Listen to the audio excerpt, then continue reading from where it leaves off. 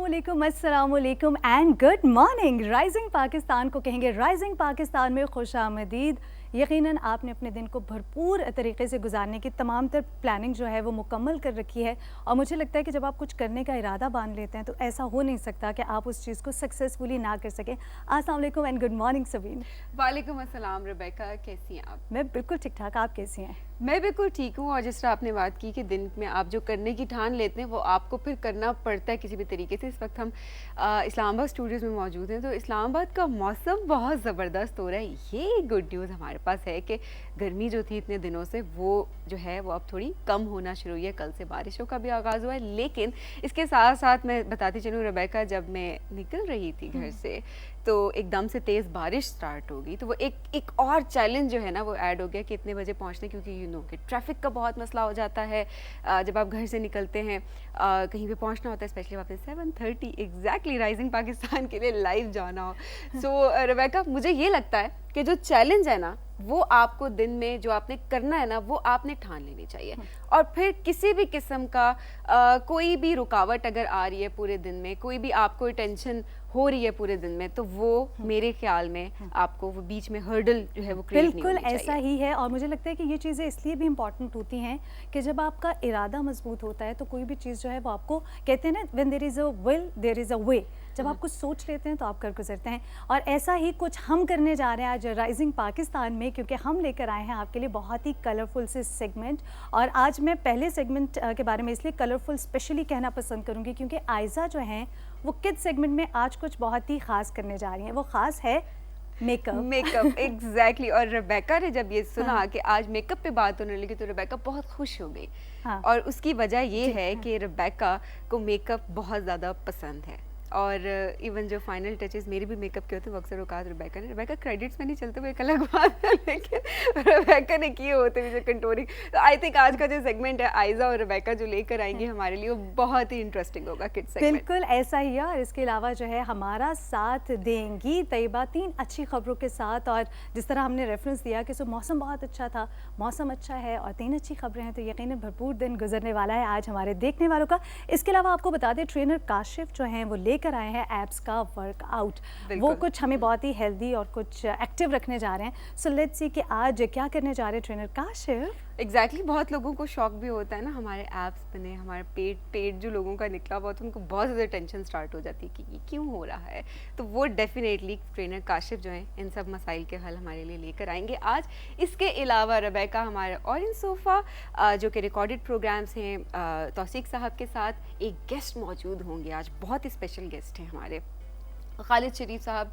और वो रेबेका एक बहुत ही बेहतरीन पोइट भी हैं, और इसके अलावा एक लोग होते हैं ना रेबेका, कुछ जो होते हैं ज़िंदगी में वो सोच रहे होते हैं कि उन्होंने एक चीज़ से उनको प्यार है कि उन्होंने एक काम करना है, बहुत मोटिवेटेड है उसके लिए, तो वो करने को अपनी ज़िंदगी का मकसद भी बना लेते हैं। तो वो बुक्स को पब्लिश करते हैं, बुक्स लिखी भी हैं, लेकिन इसके साथ साथ बहुत ही बड़ा एक पब्लिशिंग इदारा जो है वो चला रहे हैं। और मुझे लगता है कि सबीन, जिस तरह हमने आज अपने प्रोग्राम में आगाज़ में भी ये बात की कि जब आप कुछ करने का सोच लेते हैं तो आप कर गुजरते हैं। सो आई थिंक आज के जो हमारे गेस्ट हैं खालिद शरीफ साहब, वो भी उन्हीं लोगों में से एक हैं। क्योंकि उसके लिए उन्होंने अपनी गवर्नमेंट जॉब जो है उसको खैरबाद कहा और अपना जो शौक़ है पब्लिशिंग के हवाले से, लिखने के हवाले से, उसको पूरा किया। एग्जैक्टली। और महर कुछ आज म्यूजिकल करने जा रही हैं। एग्जैक्टली, महर हमारे साथ होंगी और आज जो है वो हम ट्रिब्यूट पेश करेंगे एक और लेजेंड को। ये हम सरप्राइज रखते हैं, वैसे सरप्राइज रखें हैं, बता दें सरप्राइज। अच्छा चलिए ठीक है, हम सरप्राइज रखते हैं। आज हम एक महर से बहुत सारे गाने भी सुनेंगे और इसके साथ साथ जो है वो हम एक लेजेंड को ट्रिब्यूट भी पेश करेंगे। बिल्कुल ऐसा ही। अभी हमें बढ़ना होगा छोटी सी ब्रेक की जाने। ब्रेक के बाद जब वापस आएंगे तो आयजा आ रही हैं कुछ मेकअप और कुछ रंगों पे बात करने। अभी हमें बढ़ना है छोटी सी ब्रेक की तरफ। देखते रहिए राइजिंग पाकिस्तान।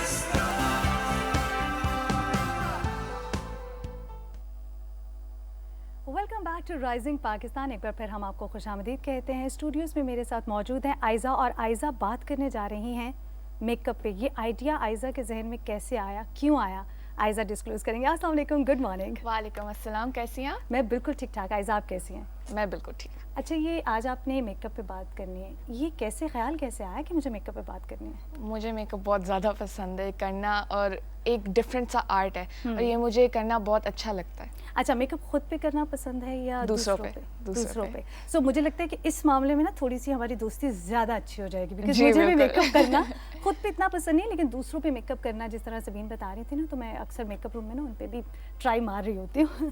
अच्छा, तो क्या है आज आपके पास टॉपिक में? आई थिंक हमारे पास आपकी कुछ स्लाइड्स भी हैं, जी। तो वो भी साथ में चलेंगी और हम बात करेंगे मेकअप पे। मेकअप पे।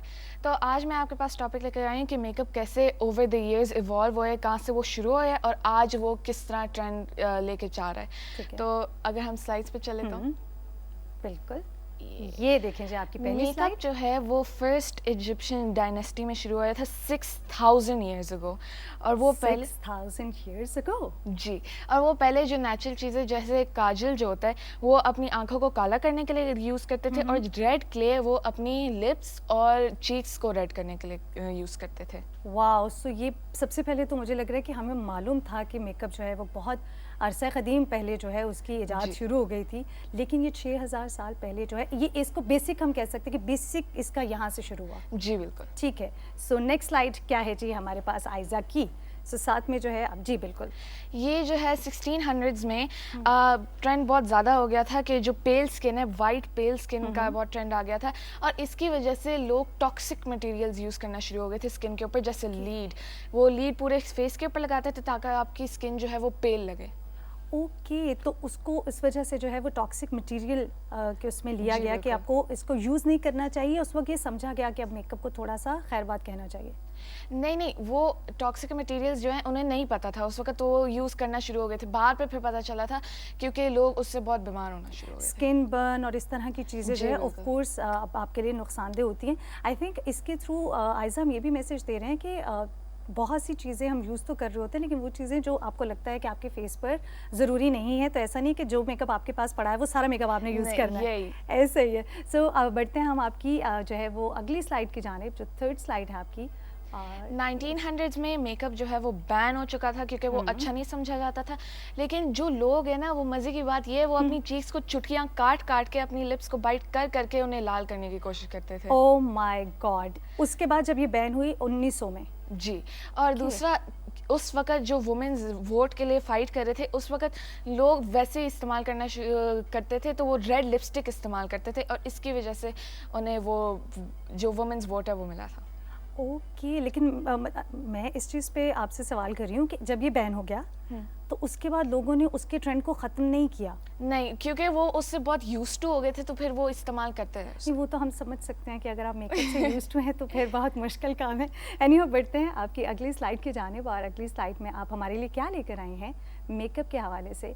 और मेकअप में जो है चीज़ें ये 1930 1930 में जो उन्होंने फिर बहुत सारी एक्सपेरिमेंटेशन शुरू कर दी थी, लेकिन मेकअप अभी उसका बैन उठा नहीं था अभी तक। ठीक है। उसकी वो उन्होंने थिन आईब्रोज वो उन्होंने अपनी कर ली थी, और फिर जो फ्लैशी कलर्स जैसे जो पिंक होता है वो उन्होंने ज़्यादा इस्तेमाल करना शुरू कर दिया था। ठीक है, जिस तरह आपने थिन आईब्रोज की बात की है कि अगर आप कुछ ऐसे पिक्चर्स भी देखें, या हम भी, ये तो खैर बहुत ही 1930 की आपने आई थिंक बात की, लेकिन इसके बाद के टाइम में कुछ हम भी अपने रिलेटिव्स की और मैं अपनी नानी की कुछ अक्सर पिक्चर्स देखती हूँ, वो इतनी पतली पतली आईब्रोज में कहती थी ये आप कैसी आईब्रोज बनाती थी, वो कहती थी उस वक्त ये फैशन था। ये कुछ लोग अभी तक ये ट्रेंड चला रहे हैं जो उस वक्त के लोग उस हैं। वक्त का जो ट्रेंड था, बिल्कुल। बढ़ते हैं आपकी अगली स्लाइड की जानिब, और अगली स्लाइड में हमारे लिए आयज़ा क्या लाई हैं? 1950 to 60। अब इसमें जो है वो वर्ल्ड वॉर 2 हुई थी, और उसके बाद उन्होंने मेकअप बैन हटा दिया था, ठीक है, और उसके बाद फिर उन्होंने नई चीज़ें भी इंट्रोड्यूस करी थी, जैसे लैश कर्लर्स, आईब्रो जेल और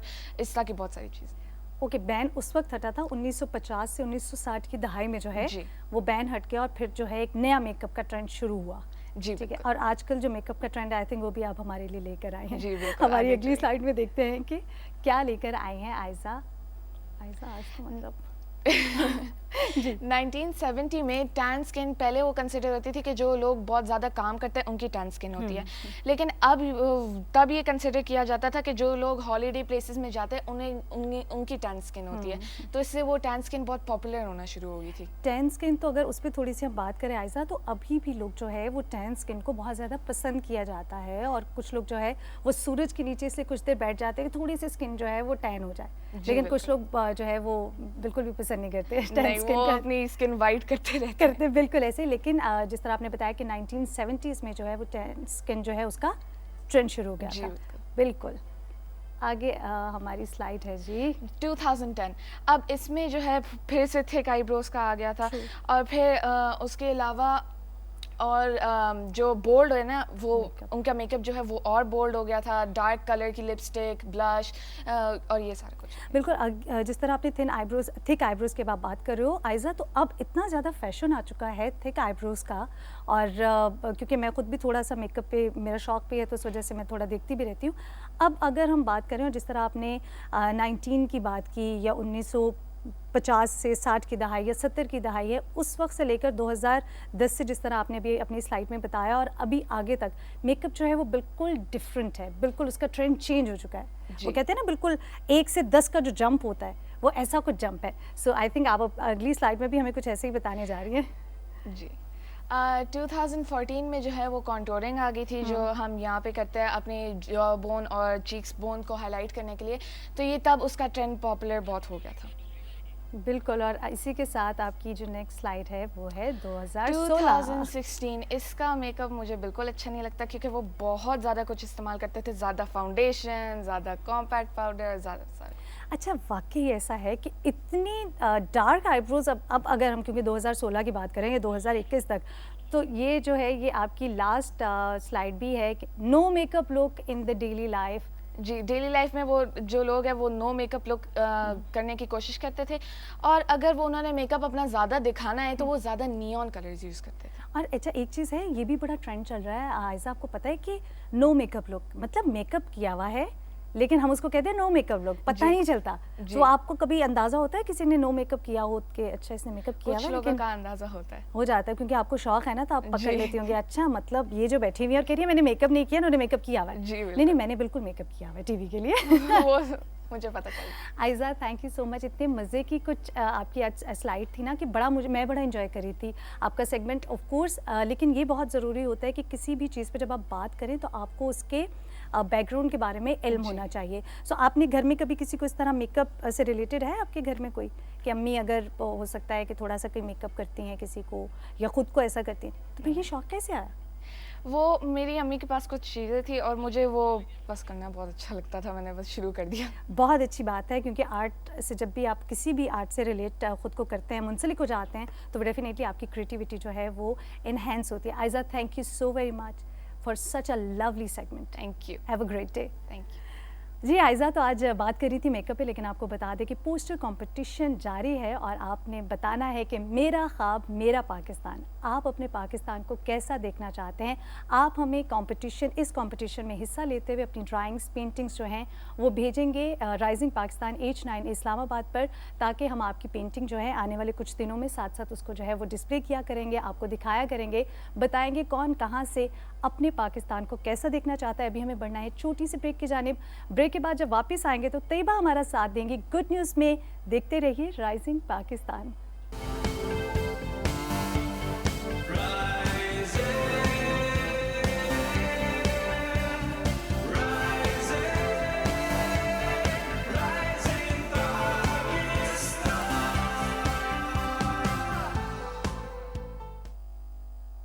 welcome back to rising Pakistan. Rising Pakistan में एक बार फिर हम आपको खुशामदीद कहते हैं।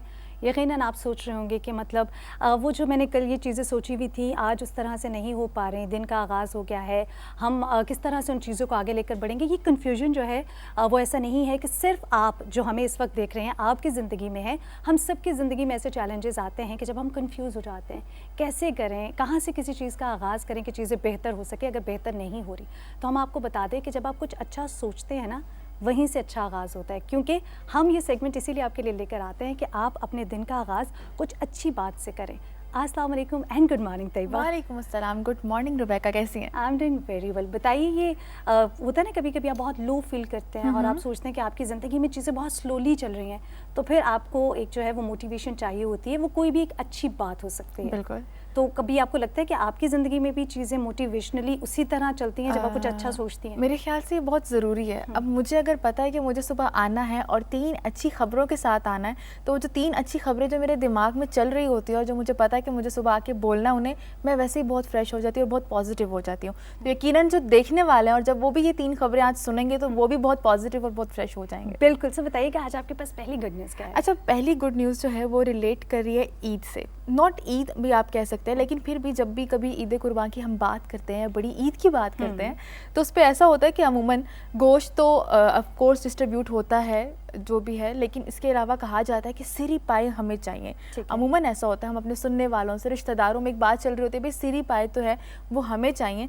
लेकिन जो मेरी पहली गुड न्यूज़ है, मैं आपको बताऊं कि एक ऐसे शख्स जो सबसे सिरी पाए मांगते ज़रूर हैं, लेकिन ना वो खाते हैं और ना पकाते हैं। अच्छा, वो मांगते हैं सबसे क्योंकि हाँ। सिरी पाए चाहिए, लेकिन ना वो खाते हैं ना ना पकाते हैं। सोचने की बात है वो करते क्या होंगे, तो वो बनाते हैं उनसे मज़े मज़े की डेकोरेशन पीसेस। मिलवाते हैं आपको शाहनवाज अब्बासी से, जो बकरी के पाए से टेबल तो सींगों से लैंप बना लेते हैं। वाओ। और उनकी जितने भी आर्ट पीसेस हैं वो किसी को भी देने के लिए बहुत ही उम्दा तोहफा है, बहुत ही ज़बरदस्त उनके पीसेस हैं। और शाहनवाज को हनूतकारी का शौक़ है और हमेशा हर दफ़ा ईद कुर्बान पे वो कुछ ना कुछ नया बनाते हैं और लोगों को दिखाते हैं। बिल्कुल। इस वक्त जो है हमारे नाज़रीन भी स्क्रीन पर देख रहे हैं कि ये तमाम तर जो आर्ट वर्क है ये शाहनवाज ने खुद किया है। जिस तरह आपने बात की कि सिरी पाए जो है, ये जो सींग है उससे बने हुए, वो बहुत ही खूबसूरत जो हैंगिंग लैम्प्स होते हैं वो भी बने हुए हैं और वो कितने अच्छे लग रहे हैं। सही मतलब, बात है। अब क्रिएटिविटी की आई थिंक कोई लिमिट नहीं होती है। आप किसी भी चीज़ से मतलब मुझे लगता है कि आप एक चीज़ें सिर्फ आप सोचते हैं ना कुछ चीज़ें, और जब आप उनको एक असल शक्ल में देखते हैं तो आप बहुत खुश होते हैं, बहुत हैरान होते हैं। अच्छा रुबैका, मेरे ख्याल से सब आपकी सोच पे डिपेंड करता है कि जब आपने अच्छा सोच लिया ना, तो फिर मेरा नहीं ख्याल कि उसको करना कुछ डिफ़िकल्ट है। अगर अभी हम जैसे सिरी पाई की बात करें, आप टूटा हुआ ग्लास भी देखें ना, आप उसको भी यूज़ कर सकते हैं। बिल्कुल, आप उसके भी डेकोरेशन पीसेस बना सकते हैं। हम बहुत सारी सोशल मीडिया का दौर है और आप अक्सर हम लोग जब विज़िट कर रहे होते हैं, चाहे वो इंस्टा है चाहे वो फेसबुक है, तो हमें बहुत सी चीज़ें बड़ी यूनिक देखने को मिलती हैं। और अगर पेरेंट्स को हम बात करते हैं, हम टीचर्स की बात करते हैं, तो वो भी इन चीज़ पे बहुत जो है अपना रोल प्ले कर रहे हैं और इन चीज़ों को, इन डेकोरेशन पीसेस जो है वो बच्चे बनाते भी हैं घरों में। बिल्कुल। और आर्ट वर्क की क्योंकि मुझे आर्ट वर्क बहुत पसंद है। जैसे मैं अपने स्कूल टाइम में या कॉलेज टाइम में मैं कुछ जैसे प्लास्टिक की बॉटल्स हैं, अब तो क्योंकि बहुत ज़्यादा इस चीज़ का ट्रेंड है कि आप जो है वो उनको कैसे यूज़ कर सकते हैं, उनको रीयूज़ कैसे कर सकते हैं डेकोरेशन के हवाले से। और वैसे तो आपको जो है प्लास्टिक को अपनी ज़िंदगी से ख़त्म कर देना चाहिए, लेकिन इससे पहले कि आप उसको फेंक दें और वो सालों जो है वो डिज़ोल्व नहीं होता, ज़मीन में ख़त्म नहीं होता, तो उसको आप किसी ना किसी तरीके से अपने घर में सजावट के तौर पर इस्तेमाल कर सकते हैं। मुझे प्लास्टिक की बॉटल से एक बात याद है कि प्लास्टिक की बॉटल के साथ गुलदान तक बनाए जा सकते हैं, जो मैंने खुद देखा उसको रिसाइकल करते हुए और प्रॉपर उसके गुलदान बना के उसमें फ्लावर्स लगा के प्रॉपर रूम में डेकोर तक उनको किया जाता है। बिल्कुल ऐसे ही। सो आपके पास सेकंड गुड न्यूज़ क्या है? जो मेरी सेकंड गुड न्यूज़ है वो है तलहा तालिब, जिनका ताल्लुक है गुजरांवाला से। और आपको बताती चलूँ कि वो वेट लिफ्टर हैं। अब वेट लिफ्टर की जब हम बात करते हैं तो पहले माइंड में आता है यकीनन कोई ट्रेनिंग ली होगी। ऐसा बिल्कुल भी नहीं है। तलहा ने किसी ट्रेनिंग सेंटर से कोई ट्रेनिंग नहीं ली और ख़ुद ट्रेनिंग की और अपनी काबिलियत की बिना पे टोक्यो ओलंपिक्स के लिए क्वालिफाई किया। तलहा 45 साल में वेट लिफ्टिंग में नुमाइंदगी करने वाले पहले पाकिस्तानी हैं और तलहा ने इसमें 5th पोजीशन भी हासिल की। कोई बात नहीं, गोल्ड मेडल नहीं जीत सके, लेकिन उन्होंने पूरे पाकिस्तान के और हमारे दिल जीत लिए। Talha, we are so proud of you. और जिस तरह से वो इस वक्त हम पिक्चर भी देख रहे हैं, तस्वीर देख के कितनी खुशी हो रही है। तलहा, यकीनन जो है राइजिंग पाकिस्तान की पूरी टीम आपको बहुत बहुत मुबारकबाद पेश करती है। और यकीनन ऐसा ही होता है, हार या जीत जो है वो खेल का हिस्सा होती है। आई थिंक मैटर करता है कि आपने खेल में हिस्सा लिया, तो ये बहुत इंपॉर्टेंट है। So we are so proud Talha, wish you all the best. आपके पास थर्ड न्यूज़ है, वो बड़ी इंटरेस्टिंग है। थर्ड गुड न्यूज़ बहुत इंटरेस्टिंग है। अच्छा, हम जब भी क्योंकि हम बात करते हैं ना कि फीमेल्स की बात करते हैं, तो एनर्जी आ जाती है आपके अंदर। लेकिन आज मैं जिनकी बात करने जा रही हूँ वो यकीनन सुन के आप भी बहुत हैरान होंगी, और जब मैं इस न्यूज़ को पढ़ रही थी तो मैं भी बहुत हैरान हुई थी, और हमारे सुनने वाले भी बहुत हैरान होने वाले। थोड़ा सा सरप्राइज तो रहने देना चाहिए। लेकिन मैं बताती चलूँ कि अगर हम खलाबाजी की बात करते हैं ना, तो वो बहुत ही मुश्किल और सब्र तलब जो है वो काम है, बहुत डिफ़िकल्ट है। और इस शोबे में अगर हम बात करते हैं ख़वातीन की, तो वो बहुत कम नज़र आती हैं, बहुत रेयर होता है ऐसा। लेकिन ना शौक़ का कोई मोल और ना उम्र का। बात अगर मैं कर रही हूँ वेले फंग, जिनकी उम्र है 82 साल खातून, जो कि खला नोरती करने जा रही हैं, और इस तरह ये खला में जाने वाली सबसे उम्र रसीदा इंसान जो है वो बन जाएंगी। वेले पेशे के एतबार से तो पायलट थी, और अपनी पेशा वराना मसरूफियात की वजह से रेबेका वो खला में जाने का शौक़ पूरा नहीं कर सकी, लेकिन अब उन्होंने खला में जाने के लिए दरख्वास्त जमा कराई और वो सिलेक्ट भी हो चुकी हैं। मतलब कहा जाता है कि शौक़ जो है उसकी कोई उम्र नहीं होती। आप अपने शौक़ को या अपनी ख्वाहिश को पूरा करने के लिए उम्र के किसी भी हिस्से में जो है आप अपनी ख्वाहिश को पूरा कर सकते हैं। वेले ने जो है ये सच साबित करके दिखा दिया। कहते हैं ना कि हम कुछ करना चाहते हैं लेकिन उम्र जो है वो आड़े आ जाती है, तो यकीनन वेले ने इस चीज़ को गलत साबित कर दिया कि नहीं, अगर आप कुछ करना चाहते हैं, कुछ बनना चाहते हैं, तो उसके लिए टाइम या आपकी एज मैटर बिल्कुल भी नहीं करती। बिल्कुल ऐसे मैं एक्चुअली सोच रही थी कि देखें वो अपना वक्त जो है ये अपनी ज़िंदगी उन्होंने अपने प्रोफेशन को दी, जो कि उनका प्रोफेशन था। अब वो आई थिंक पायलट थी बाय प्रोफेशन। अब वो चीज़ जो वो नहीं कर सकी, और उनके अंदर यकीनन पूरी उम्र की एक ये ख्वाहिश होगी कि वो खला में जाएं। वैसे तो वो पायलट होने के नाते हवा में ही जो है वो सफ़र करती रहीं, और एक मुल्क से दूसरे मुल्क, एक शहर से दूसरे शहर का सफ़र रहा।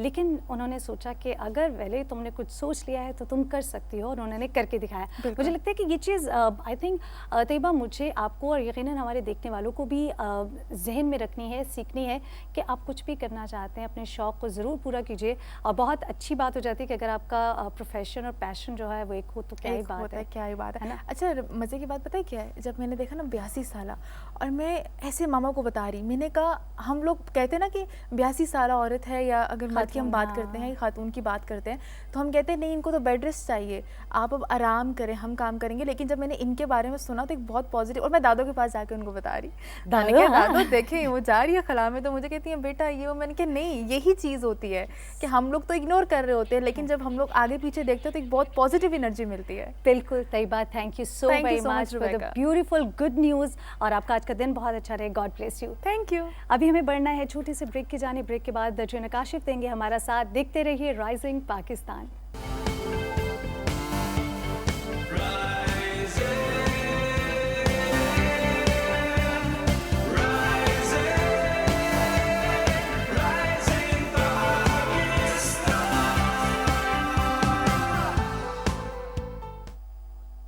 मुझे मालूम था, ये तो होना था।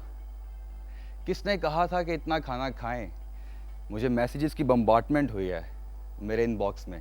आप लोगों ने पूछा है कि अब हमें बताएं जी कि हमने कैलोरीज बर्न कर ली हैं, बहुत ज़्यादा एक्सेसिव कैलोरीज हमने कर ली हैं, बहुत खाने खाए हैं, फैट बर्निंग का वर्कआउट बताएं। पेट बल्ज आउट फील हो रहा है बहुत ज़्यादा खाना खाने की वजह से, ज़्यादा मील्स कंज्यूम करने की वजह से, पेट की एक्सरसाइजेस बताएं। तो फिर जल्दी से खड़े हो जाइए, शुरू करते हैं। आज का हमारा वर्कआउट है पेट पर मबनी। कल हम कैलोरीज बर्न करेंगे, फ़ैट लॉस का वर्कआउट लेके आएंगे। आज हमने फोकस करना है अपने पेट पे। जितना खाना खाया अब उसको वापस बैक ऑन ट्रैक आते हैं, कैलोरीज बर्न करेंगे, पेट को ठीक करेंगे। जल्दी से आगाज़ करते हैं। सबसे पहले पेट को वार्म अप करने के लिए स्टैंडर्ड क्रंचेस हम हमेशा एक्सरसाइज करते हैं। क्या करना है, हमने फ्लोर पर लेटना है। This is one of the best exercise आप जो कर सकते हैं अपने एब्डोमिनल को वार्म अप करने के लिए। कोई भी पिक 2 to 3 एनी एक्सरसाइजेस, ये एक स्टैंडर्ड क्रंचेस की एक्सरसाइज है जिससे हम एंटायर वॉल को वार्म अप करते हैं। ठीक है साथियों,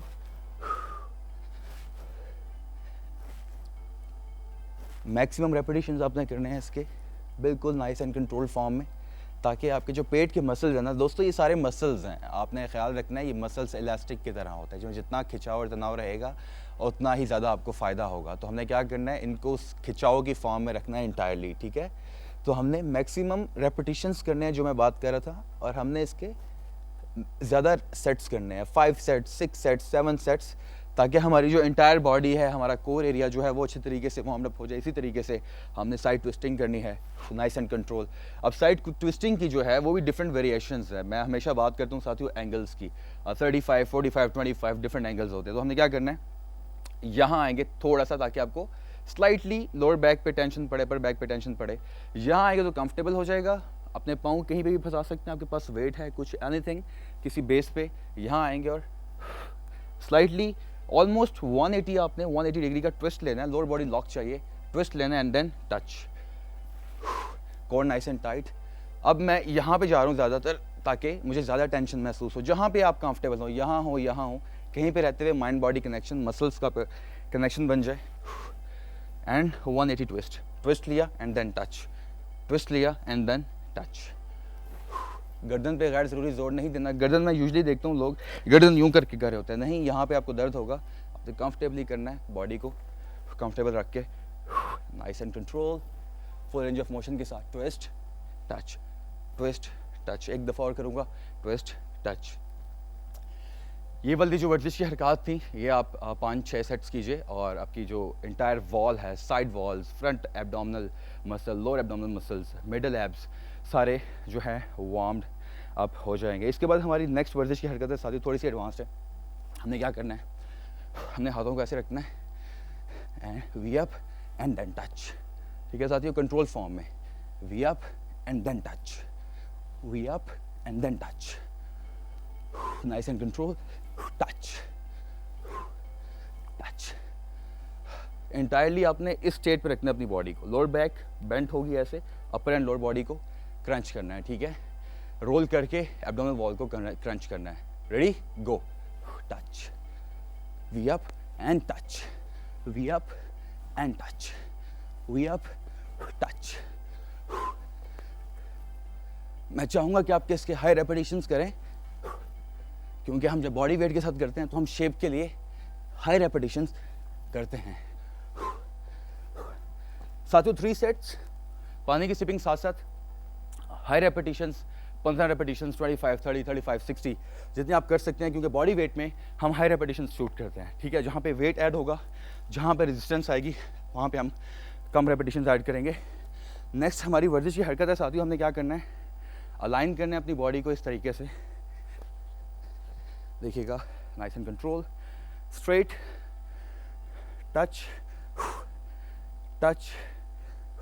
क्रंच, टच किया and crunch, all the way.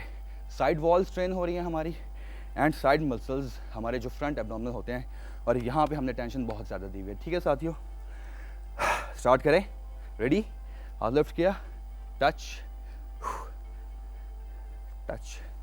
Nice and control, body movement को भी आपने कंट्रोल रखना है, ठीक है, बैलेंस भी है, nice and control, full range of motion के साथ, all the way, high repetitions. इसके बाद जब आपकी राइट साइड हो जाएगी, नो मैटर आप लेफ्ट साइड से स्टार्ट कर रहे हैं, राइट साइड से स्टार्ट कर रहे हैं, लेकिन अदर साइड आपने ट्रेन करनी, जैसा कि मैं राइट साइड से स्टार्ट किया था। इसके बाद हम मूव करेंगे लेफ्ट साइड पे। इसके बाद हमारी नेक्स्ट मूव है, अगेन साथियों फ्लोर पे लेटेंगे और हमने साइड वॉल्स को दोबारा से फोकस करना है। क्या करेंगे, हैंड प्लेसमेंट ऐसे, लिफ्ट किया and nice and control, upper body को लॉक रखेंगे and roll, lower body lock चाहिए मूव करते हुए, और अपर बॉडी को मूव नहीं करना आपने, stick to the ground, roll, side walls, lower abdominal. साथियों फर्स्ट 2 मूव्स थी, उसके 5 to 6 सेट्स करने हैं, हाई रेपिटेशंस करने हैं। उसके बाद जो 3-4 मैंने वर्जिश की हरकत बताई हैं, उसमें हमने क्या करना है, हाई रेपिटेशंस, लेकिन 3 सेट्स पानी के इन बिटवीन सिपिंग। ये था हमारा आज का पेट पर मबनी वर्कआउट। कल आप लोगों के लिए calorie burner fat loss workout लेके आएंगे। इसके बाद हमारे साथ मौजूद होंगी महर, आ रही हैं सबीन के साथ, और सरप्राइज़ आप लोगों के सरप्राइज़ है, कहीं मत जाइएगा। ये है राइजिंग पाकिस्तान।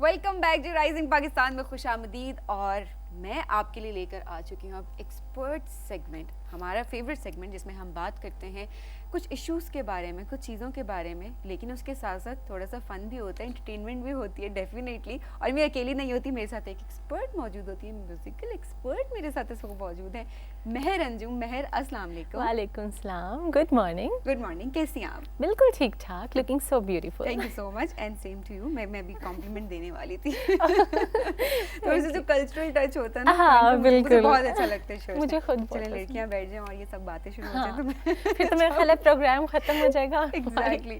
सो महर, एज यूजुअल हम अपने लेजेंड्स को ट्रिब्यूट पेश करते हैं इस सेगमेंट में। कुछ गाने भी आपसे बिल्कुल। सुनते हैं, उन्हीं के गाने हम आपसे सुनते हैं। तो आज हम मैंने ओपनिंग में बताया था, मैंने कहा आज सरप्राइज है क्योंकि आज भी हम एक लेजेंड को ट्रिब्यूट पेश करने जा रहे हैं। तो बिल्कुल। कौन है लेजेंड, कुछ बताएं आप, थोड़ा सा हम आज रिवील करते हैं। आज हम जिस लेजेंड के बारे में बात करने वाले हैं, पाकिस्तान फिल्म इंडस्ट्री का बहुत बड़ा नाम, जिन्होंने रेडियो, टेलीविज़न, स्टेज, हर लैंग्वेज में उन्होंने सिंग किया और पंजाबी सॉन्ग्स में उनकी एक अलग ही कमांड थी। अच्छा। तो अगर देखा जाए मैडम नूरजहां के बाद किसी के सॉन्ग्स थे तो वो महनाज बेगम जी थी जिनके आज हम उनको ट्रिब्यूट देंगे अपने प्रोग्राम में। बहुत बड़ी बात है कि हम इतने बड़े बिल्कुल। लेजेंड के बारे में बात करेंगे। और मैं कहूँगी महर, इस सेगमेंट में हमारे लिए एक बहुत ऑनर की बात होती है कि हम ऐसे लेजेंड्स को Legends के डिस्कस बारे में, करते हैं, इनके बिल्कुल। बारे में और इनकी जब हिस्ट्री हम के बारे में जानने हिस्ट्री की कोशिश सर्च कर करते रहे हैं। होते हैं ना, तो काफ़ी बातें होती हैं जो कि मुझे नहीं पता होती हैं और मेरे लिए न्यू होती हैं। मैं कहती हूँ वाओ दैट्स ग्रेट। एग्जैक्टली। अच्छा, महनाज जी ने, अगर मैं पूछूं महर की सिंगिंग करियर के बारे में, सबसे मैं पूछूंगी कि किस उम्र में इन्होंने स्टार्ट किया गाना? She was just 16 years old जब उन्होंने सिंगिंग स्टार्ट की। उस वक्त प्रोफेशनली उन्होंने स्टार्ट नहीं किया था, मतलब कॉलेज स्कूल लेवल पे जो कॉम्पिटिशन्स नहीं होते उनमें उन्होंने परफॉर्म किया था। अच्छा। तो वो इस तरह से उन्होंने एंट्री सिंगिंग में की। अच्छा, इस तरह से उन्होंने 16 साल की उम्र 16 में। तो साल की महर, एज ए सिंगर मैं पूछूंगी कि कितना मुश्किल है इतनी छोटी उम्र में, वो भी very tough. इतने फैंटास्टिक सॉन्ग्स जो उन्होंने गाए हैं, क्या जबरदस्त, कितना कमाल के मुश्किल होता सॉन्ग्स है। हैं, बल्कि आज हम डिस्कस भी करेंगे हाँ। उसके बारे में। बाकी जाहिर सी बात है, रियाज के बगैर तो कुछ भी पॉसिबल नहीं होता। Exactly. प्रॉपर रियाज करती थी वो। लेकिन उन्होंने जब टेलीविज़न में एंट्री की, उसके बाद उन्होंने प्रॉपर अपने उस्ताद भी रखे थे। अच्छा, उसके बाद उन्होंने सीखना शुरू कर दिया था, हाँ। और ताकि जो है पुख्तगी आए प्रॉपर, किसी हाँ तरीके बिल्कुल। से। हर काम के लिए मेंटोर इज़ वेरी इंपॉर्टेंट। आपको हाँ। आप कुछ भी सीखना चाहते हो, उस्ताद के बगैर तो पॉसिबल ही नहीं है कुछ भी करना, बेशक कोई भी फील्ड हो। तो Exactly. ये बात थी। अच्छा, तो महर 16 साल की उम्र में उन्होंने गाना शुरू किया, उसके बाद उन्होंने जो है सीखना शुरू किया, आपने बताया उनके हाँ। मेंटोर्स थे। मेंटोर्स के ऊपर भी हम बात करेंगे। पहले मैं पूछना चाहूँगी कि टीवी पर किसने उनको इंट्रोड्यूस करवाया, टीवी पर किस तरह से आई, कहाँ पर हाँ। उन्होंने अपना पहला गाना, मैं एक्चुअली इतने सारे सवाल से मैं बहुत क्यूरियस हो रही हूँ कि मैं एक्चुअली किस इस तरह बारे में से बताने उनको- वाली हाँ। थी। She was in first year. तो उस टाइम रेडियो पाकिस्तान पे एक singing competition, national song competition होता था बज़्म तुलवा के नाम से।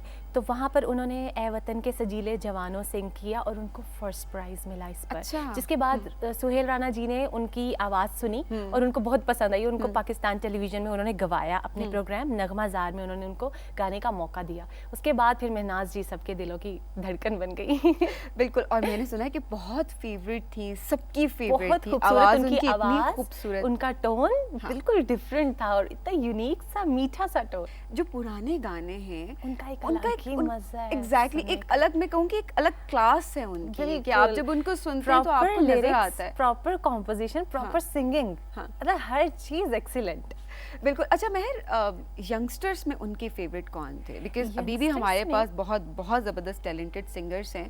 महनाज तो उस जी, टाइम पर हाँ। यंगस्टर्स में कौन थे? महनाज जी हमेशा से क्लासिकल सिंगिंग को बहुत पसंद करती थी। तो उनके सजाद अली सर जो थे ना, बहुत फेवरेट थे उनके, सजाद अली अच्छा। साहब। तो वो कहती थी कि मुझे इसकी आवाज़ इसलिए भी पसंद है कि ये क्लासिकल बहुत अच्छा गाते हैं। अच्छा। सजाद अली जी।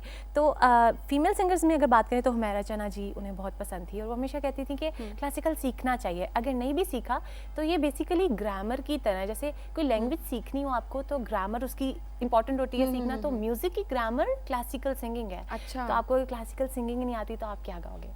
तो ये Exactly. तो मतलब वो क्लासिकल हाँ। सिंगिंग को बहुत बहुत ज़्यादा वो बहुत पसंद करती करती उसको। थी अल्लाह अच्छा मैं आपसे गाना सुनना चाहूँगी अब उनका कोई। क्यों नहीं। फिल्म पहचान का एक सॉन्ग है जो कि वाकई में महनाज जी की पहचान बन गया था। मेरा प्यार तेरे जीवन के संग रहेगा। I like to sing that. इतने मुश्किल, मैं मुश्किल गाने इसलिए कहूँगी क्योंकि जब लेजेंड्स एक चीज़ गा देते हैं ना, फिर लेजेंड्स की चीज़ उसको वैसे ही बहुत हाँ। इतनी इजी नहीं होती है, सुनने में लग रहा होता है लेकिन जब आप उसको सिंग करते हो उसमें छोटी छोटी हरकतें भी जो होती है ना बड़ी कमाल की होती है। बड़ा मुश्किल हाँ, होता है। और मुश्किल मैं आपको भी देख रही होती हूँ, आप मेकअप करते हुए भी सुबह सुबह क्योंकि वक्त होता है तो गले को भी थोड़ा सा Warm up, ठीक करना साथ होता साथ वार्म अप कर रही होती हूँ। और इस तरह की आवाजें भी आप निकाल रही होती हैं लाइक, तो टेक्निक्स होती हैं म्यूजिक पे भी बेसिकली। बात करेंगे हम, Music म्यूजिक पे भी पे हम- वार्म अप्स डिफरेंट होते हैं, उस पे हम प्रॉपर Exactly. एक कर सकते हैं एपिसोड क्यों नहीं। हाँ, तो ताकि जो हमारे अपकमिंग अपकमिंग सिंगर्स हैं उनको भी पता चले कौन हाँ। कौन सी ट्रिक्स हैं, टिप्स हैं ऐसी कि जो कि बिल्कुल। वोकल रिकॉर्डिंग से पहले इंपॉर्टेंट होती हैं, तो मैं ज़रूर शेयर करूंगी अपनी ऑडियंस के साथ। बिल्कुल। अच्छा, महनाज जी को क्योंकि जब आप आगे बढ़ रहे होते हैं तो उसके साथ आपको एक सपोर्ट सिस्टम भी चाहिए होता है, बहुत चाहे वो important फ्रेंड्स की होता है, तरफ से हो हाँ। चाहे वो फैमिली की तरफ से हो। हाँ बिल्कुल। तो मैं थोड़ा सा क्यूरियस हूँ ये जानने के लिए कि हाँ। फैमिली से उनको किस हद तक सपोर्ट हासिल थी? उनके मॉम डैड जो थे उनको बहुत सपोर्ट करते थे सिंगिंग में, ख़ास तौर पर उनके वालिद साहब उनको बड़ा सपोर्ट किया उन्होंने। इवन कि उनके फैमिली वाले इस चीज़ के अगेंस्ट थे, मतलब चचा ताया वो कहते थे नहीं क्या मौसीकी क्या म्यूज़िक में क्यों क्यों कर रही हो म्यूज़िक, लेकिन उनके बाबा की सपोर्ट क्योंकि उनके साथ थी इस वजह से वो आगे बढ़ती चली गई। तो उनका एक मैं इंटरव्यू सुन रही थी, उसमें उन्होंने कहा कि मेरे बाबा ने मुझे बोला था कि एजुकेशन इज़ वेरी इंपॉर्टेंट, अच्छा। First you need to complete your education, after that आप सिंगिंग करो, जो मर्जी करो, जो करना चाहती हो you can do it. Exactly मतलब ये है कि आपको सपोर्ट जो है वो साथ साथ हासिल होती है, तो डेफिनेटली आप बहुत अच्छे तरीके से आगे बढ़ सकते हैं, नाम भी बना सकते हैं। बिल्कुल। और साथ अगर नहीं भी कभी कभार अगर आपको सपोर्ट मिल रही होती है, डिफरेंट रीजंस हो सकती हैं, तो आपको अपने अंदर इतनी मोटिवेशन आपके अंदर होनी बिल्कुल। चाहिए कि आपके अंदर आगे बढ़ने की लगन हो। हाँ। महर, थैंक यू सो मच। इंशाल्लाह ताला इंशाल्लाह। नेक्स्ट सेगमेंट में मैं चाहूंगी कि एक और लेजेंड को जो है हम क्यों ट्रिब्यूट नहीं, पेश ज़रूर, करें, ज़रूर। म्यूजिक पे हम बात करें इसी तरीके हाँ। से, और जो यंग जनरेशन है उसको थोड़ा बहुत हम लोग अवेयर भी Sure, करना sure, स्टार्ट sure. करें। Thank you so much, have a good day. Thank you. नाज़रीन, बढ़ेंगे एक ब्रेक की जानिब, और जब ब्रेक से वापस आएंगे तो हमारे साथ और इन सोफे में मौजूद होंगे खालिद लतीफ़ साहब, तौसीक हैदर साहब हमारे साथ उनकी जो है वो मुलाकात करवाएंगे। ये एक पोइट हैं और इसके अलावा जो है लिटरेचर में इनको अबूर हासिल है, और ज़बरदस्त जो है वो पब्लिशर हैं, और एक खालिद शरीफ साहब से हमारी मुलाकात होगी, और इसके बहुत ही बड़ा जो एक इदारा है पब्लिशिंग इदारा वो भी वो चला रहे हैं। गपशप होगी उनसे और देखते हैं कि किस तरह से उनको उनकी किताब से दोस्ती हुई और उनकी मोटिवेशन ने किस तरह से उनको इतना बड़ा पब्लिशिंग इदारा चलाने के लिए गामज़िन किया। देखते रहिए राइजिंग पाकिस्तान।